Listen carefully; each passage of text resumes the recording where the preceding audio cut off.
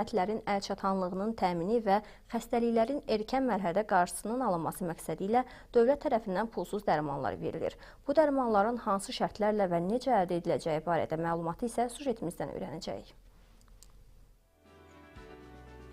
Pulsuz dərman preparatları ilə qrup əlilləri, 18 yaşa qədər əlillər, sağlamlıq imkanları məhdud şəxslər, Çernobil AES qəzasının nəticələrini aradan qaldırmaq üçün iştirak etmiş və zərər çəkmiş şəxslər, qaçqın və məcburi köçkün statusu almış, müvəqqəti yaşayış yeri və ya xəstəxanalarda əlillərə, qocalara, uşaqlara, az təminatlı ailələrə, ailə başçısını itirmiş şəxslərə, HIV, gitsə, yoluxmuş vətəndaşlara verilir.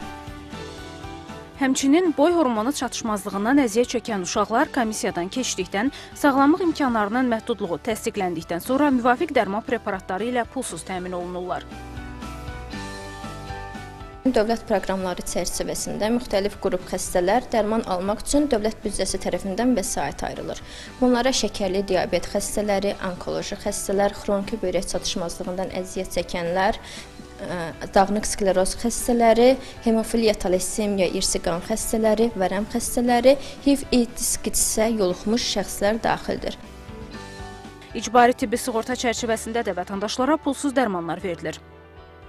Təcili və təxirəsalınmaz tibbi yardım zamanı istifadə olunan dərman preparatları, o cümlədən stasionar şəraitdə istifadə olunan dərman preparatları, tibbi sərf, xüsusi tibbi sərf, o cümlədən gündəlik qidalanma, ambulator şəraitdə bir sıra tibbi xidmətlərdə istifadə olunan anesteziya xidməti, o cümlədən dərman təminatı və tibbi sərf icbari tibbi sığorta tərəfindən qarşılanır.